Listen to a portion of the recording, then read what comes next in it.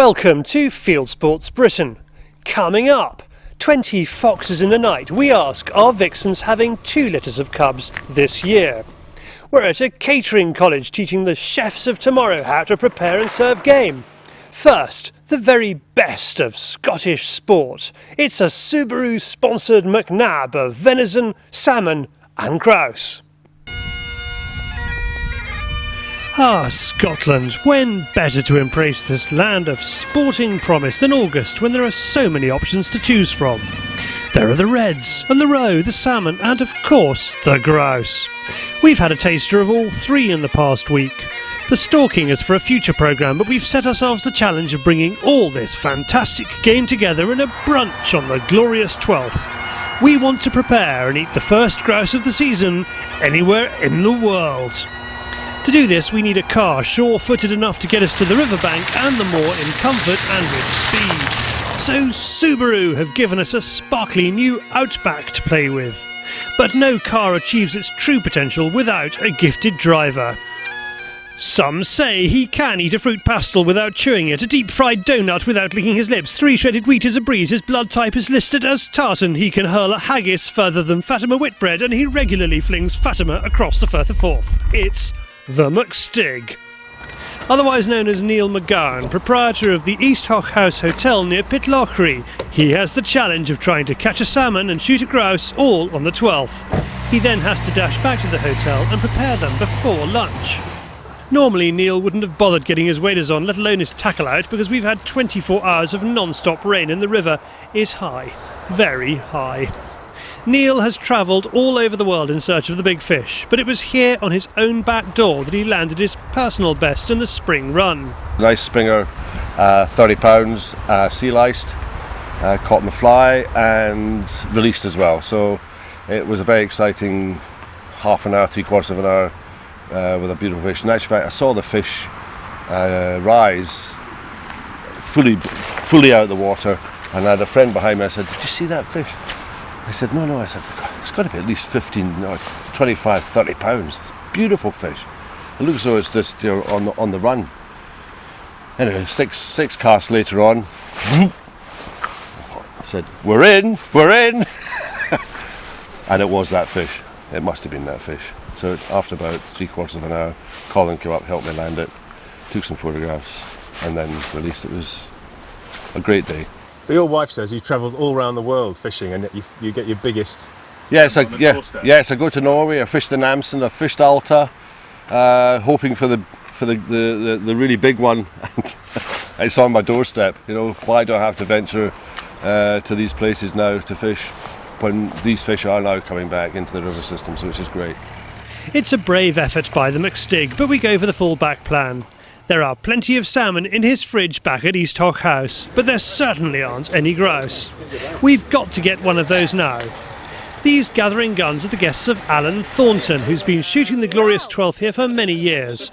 We first joined him in 2009 for one of our first ever programmes. Then it took 2 hours to bag our first bird. We'll need to have better luck this time if we want to be eating grouse before anyone else.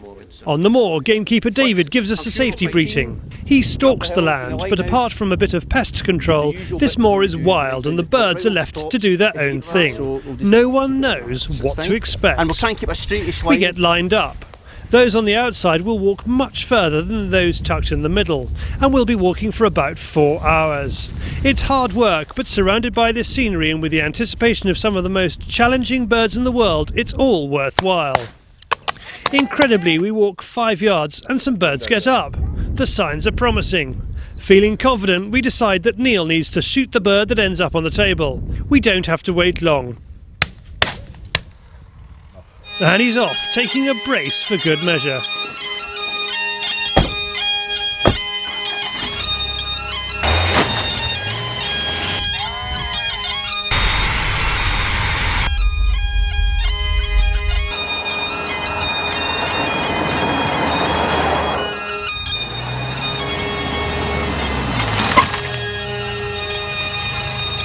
Neil slams on the brakes and ditches the waterproofs for the whites.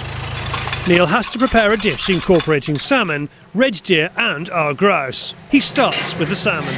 There's a pan of fillets of salmon, on baby ratatouille with a prawn white wine sauce, and finish with lovely west coast of Scotland Longestream. Voila, looks good enough to eat. But we need to get that grouse on the heat. Neil has taken the breasts off the bird, exposing the heather in its crop. What's that actually in it? That's what it feeds on, heather. No way. Yeah. That's why you can't hand rear grouse. But just They can do seeing that in its- they've tried it using putting grouse in cages, young birds, and moving the cages on the grouse moor and then trying to rear them that way, but it's not been successful at all. Right, here we go. A bit of seasoning. I'm doing this the hot version of oil, extra virgin. And I'm doing this with as I said before, with a pork reduction and wild mushroom sauce on a horseradish mash. With the grouse resting, time to get the venison fillet in the pan. Just flaming in a little bit of brandy.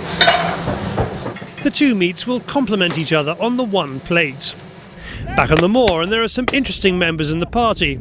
Graham McKinley is a well-known Glasgow gunsmith and has a side-by-side that comes with some fascinating history. It's a Boss of London. I've had it for probably 10 years now, and probably regarded as one of the best side-by-sides in the world. And it's London built. It was built in 1918, and it's got some interesting provenance in that it once belonged to the surgeon who photographed the Loch Ness Monster for the first time. So it's quite an interesting one. But super gun to shoot with, and I'll never part with it. So it'll eventually go to my son George. But yeah, they're beautifully made, and I suppose the balance of them is spectacular. Time check, and it's 11:20. We have to rest the venison. Neil finishes the dishes. Job done. The first grouse eaten in 2011 in the world, probably. All shot and on the table by 11:30. But now the McStig is needed back up on the moor. The Argo delivers him to the line, and we're off again. We're seeing lots and lots of birds, which is great news, and a bit surprising for David at the halfway point. Absolutely delighted what I've seen so far. I mean, we counted this with 4 or 5 pointers, and to me it was just desperate. But we've come out now and we've walked half an hour, and I think we've flushed 42 birds. Good coveys at 8s, 9s, so very pleased, absolutely delighted. We've also been selective with what we've been shooting. What we do, the first covey they got up, nobody shot at, which was excellent because I shouted not to shoot because the grouse were too young. We call them cheapers. You can physically see they're smaller, they're not fully feathered, and we just let them be because, again, they'll be either for later on or next year's stock, Black grouse, they don't come into the 20th of the month, so we leave black grouse. We've seen 1 or 2 already this morning. We've put up a grey hen with some youngsters again. They were just small cheapers, but we don't shoot the black cock or grey hens. We just let them be. Lovely birds to see, and they're nice to see in the hill on a shoot day. With some welcome breathers, we make it all the way round the moor. Most of the guns have had a shot, if not bagged a bird. For Scott, he's got his first ever grouse. He won this day's shooting in a charity auction. So does he appreciate why people get so intoxicated by grouse shooting? Excellent, fantastic day out. Didn't really know what to expect, but it was a super day. 4 hours yomping around the hills, made it all worthwhile, I have to say. Great bunch of guys, great crack, couldn't have done better. And to get the first grouse on the first day of the first shoot was fantastic, very memorable, and a real privilege. I'd recommend it to anybody. 13 brace. 13 brace, is it? It's been a fabulously, gloriously glorious 12th thanks to the birds and to the company, which is why Alan does this every year. Super day. I think it was 13 guns in the line and 13 brace. We're back for the day. Mainly all young birds, which is good to see. So I think the boys did a good job as well. And they were spread out throughout the whole day as well. It wasn't just a covey and then a long wait and a covey. So good shooting all round and an excellent day. Why is it important for you to do this? This is something that is obviously very dear to you. I believe this is my 20th year coming to this very moor, and some of the team members have been coming for all those years, so it's just a bit of tradition. First day of the season, getting out and about, having some fun, and that's the start of the season. A few more grouse days to go, and then the pheasants are in, and on it goes, so we have fun. Time to head back to East Haugh House at a more sedate pace this time for some food, drink and analysis of the day. In 2011 there's even enough birds for the guns to take some home. Let's hope other moors are producing surprises too. Now from the Scottish moors to the Fieldsports Channel News Stump.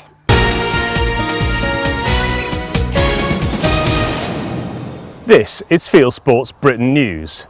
We start this week with an exclusive, and the League Against Cruel Sports has got egg on its face this week after two of its investigators were caught on their own covert camera. The hidden camera was discovered by local field sports enthusiasts who repositioned it to find out who the nosy parkers were. On the right is Paul Tilsley, who runs the controversial Baronsdown deer enclosure in Somerset, where animals have died of disease and starvation. On the left is Paul Shepherd, Head of Investigations at the League. The National Trust for Scotland, which carries out one of the bloodiest deer culls at its Mar Lodge estate in the Cairngorms National Park, has admitted it hasn't done enough shooting and so does not deserve its £126,000 annual grant from Scottish Natural Heritage. It's believed SNH is forcing estates to shoot huge numbers of deer for what it calls conservation reasons, though many suspect it wants to reduce deer numbers to a point that sporting estates will no longer be able to offer deer stalking. Britain's handful of anti-gun campaigners are trying to change the name of Birmingham's Gun Quarter, once the gun-making centre of the world. Birmingham City Council announced the name change after receiving a petition of just 50 names from antis. Shooters have now gathered nearly 4,000 names, and the council is having a rethink. To add your name to the petition, visit www.savethebirminghamgunquarter.co.uk. You're now up to date with Fieldsports Britain News. Stalking the stories, fishing for facts. Back to Charlie. Thank you, David. Get a haircut. Now, foxes. Have they had 2 litters this year? We're out with the legendary Roy Lupton on a red letter night. Roy wants a big bag today, and he's got the kit to do it. This is a newly converted Land Rover Discovery, created not by B.A. Baracus, but Brian. Brian was given the disco and spent a couple of £100 getting it an MOT and putting in a new sunroof. Not to increase daylight into the cab, but to provide a perfect position to shoot those pesky foxes. Do you want it? He said, because it's worth nothing. So I said, yeah, I'll have it. So I took it, got somebody to cut a hole in the roof. The seat is an old centre seat from the back of a Land Rover 110 that I owned years ago, and I took out for the same purpose. Yeah, so it's really come together for virtually nothing, only the cost of having the hole in the roof. I'm a bit longer in the body than Roy, and I can sit on the seat and I can shoot off the roof. But Roy also likes to use a bipod on his rifle, so that means another 4 or 5 inches up, and he's a bit shorter in the body, so we have his booster seat here, all ready for him. Is it working for you? This is going to be our first time out, so hopefully we're going to christen it well. It's not the easiest carriage to get yourself seated, but once you're in, it's the best seat in the house. The fox numbers have been extraordinary this year, and the land we are going to tonight is Fox Central. There are 2 pieces of land we'll be shooting over, but Roy wants to go all night, and he's set himself a goal. I'm hoping for a good night. We've got about 3,500 acres that is halfway through cutting, and we did 1 field the other night and got 6 on there. And that was just about 250 acres, so if we've got that sort of fox density all over it, we could be in for a bit of a bumper night tonight. It would be nice to get 20, so we'll go for that and see how we do. It all depends, whether our cameraman fades away a little bit, because he's a bit of a Jessie when it comes to staying out all night. We arrive and meet up with another of Roy's friends, Alex. As it's Brian's baby, he'll christen the vehicle and we'll shoot first. Roy will drive and handle the lamp. We'll start off with the white light. If we've got a fox that's jumpy, then if you pick him up with that, we've got an amber filter and a red filter to work with. So as I say, if we pick one up or pick a set of eyes up and he starts moving, then we'll just use the amber light on him. We mount up and the first field shows promise, but Roy has been here already as this was the first crop off this farm. They're a bit spooked here. We don't waste time and make our way to what he thinks will be the land of plenty. This is more like it. Brian opens his account but realises the shot can only be taken with the engine off. The V8 petrol is pretty steady, but the diesel is not stable enough. Some of the foxes are keeping their distance. You bugger. Others come right in. We soon have to stop to drop off the foxes we've shot. We have a pause. Already we've had a successful night with Brian's 7 and he's happy with the disco's performance and his own. The best night I've had out on the foxes was 6, and that was on a small area, only about 150 acres. But 7 in this time that we spent tonight is fabulous. I'm really pleased. And we stand the chance of shooting plenty more, I think. One thing we're hoping to do by keeping on top of these animals is to improve the biodiversity of the local area. Apart from foxes, we aren't seeing much else. We came in on this field and I've never ever seen foxes like it. It's just ridiculous. We've had 7 so far and I don't know how many more we've seen, and we're just going round shooting, pick up another one, carry on. We've had 2 foxes coming in from different directions at the same time on the squeak. It's as I say, I've never seen a field like this. There's just foxes coming from everywhere, and as we've seen when we've been driving around, that's meant that there's hardly any other wildlife on it. We're seeing very few skylarks. We're seeing no partridges, very few rabbits, no hares left, and that's just down to a huge population of foxes. Time for Brian and Roy to swap over. We go to the second field and Roy gets 2 within a matter of minutes. As well as foxes, there are loads of badgers about too. It's been an incredible night and we lose count.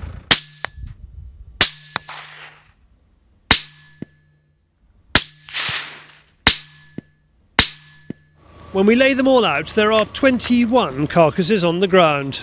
Tired but satisfied, Roy has delivered once again. He feels these fields had the potential to deliver, and they have. He has surpassed his goal and achieved a personal best. Yeah, not a bad night's work. Bearing in mind we started at 10:30 and we finished up at 2:30 with 21. I mean, some of them came in really well, so I just started squeaking and we had one group of 3 on the trot that came in, and others, they weren't quite so obliging and we had to hunt them a little bit. But yeah, there was you could see the ones that knew the game with the lamp and knew what they were doing, and then we had some inexperienced ones as well, but just phenomenal. I still can't get over how many foxes were over on basically 2 fields. It's mind-boggling the amount of foxes that are here. How many do you reckon we saw? So we shot 21, how many do you reckon we saw? 21 in, and I suppose we probably saw about another 10 or 12 easily, so a good number of foxes out there. As I say, it's all of the agencies and rescue centres and whatever else that say that you'll only have a very small amount of foxes holding one territory. Absolute pish. I mean, the amount of foxes that we saw out there tonight, I've never seen anything like it before. And the Land Rover worked well too. The vehicle did well. Brian's conversions did well, and I think we've had a cracking night, bit of a red letter night. So time to go to bed. We've got to get out and do some stalking in the morning. Roy thinks the number of foxes is high this year. There is talk of foxes having 2 litters thanks to the warm weather. Certainly cubs of different sizes are being seen all over the country. We'd like to know what you think. Drop me a line, charlie@fieldsportschannel.tv, and we'll give you an update next week. Now to Hertfordshire, where the restaurant chefs of tomorrow are learning how to dazzle restaurant goers with game recipes.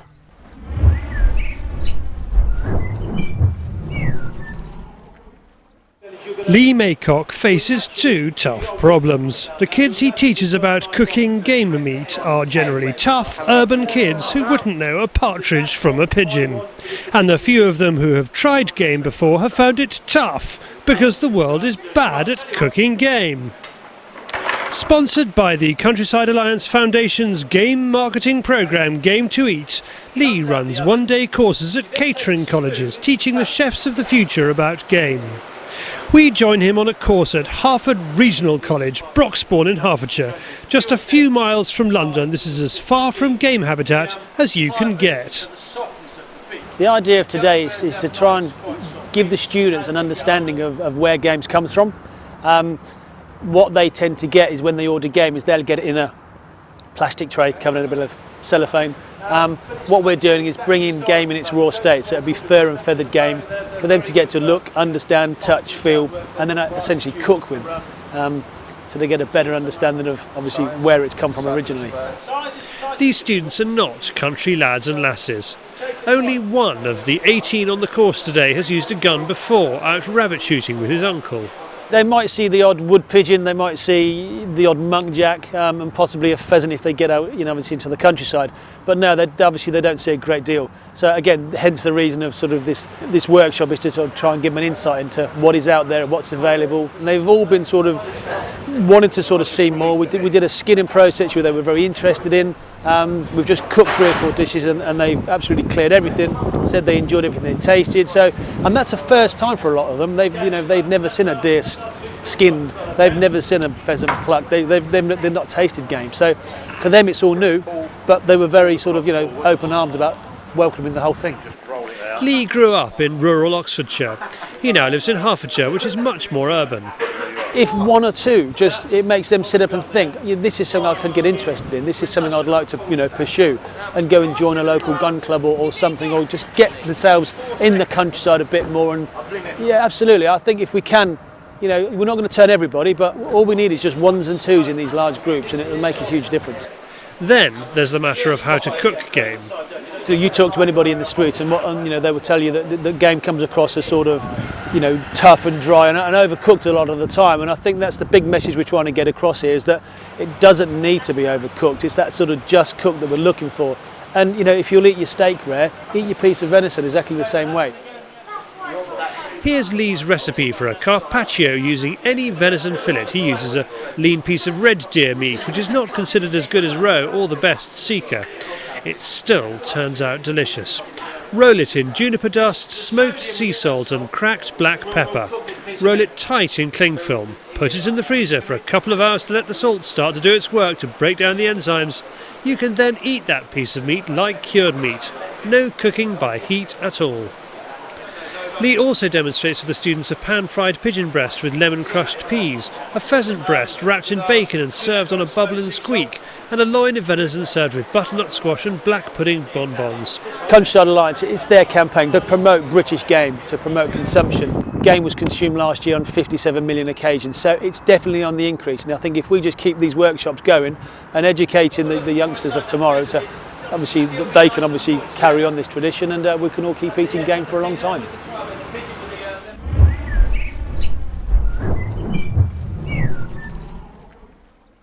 Well, we're back next week as usual from 7 o'clock on Wednesday nights. This has been Fieldsports Britain, and if you're watching this on YouTube, please hit the subscribe button, which could be there or it might be down there depending on which version you're using. If you want to go to our own website, fieldsportschannel.tv, put your email address into our constant contact form, or click to like us on Facebook in the same place, or follow us on Twitter, and you will receive news of our fabulous programme every week.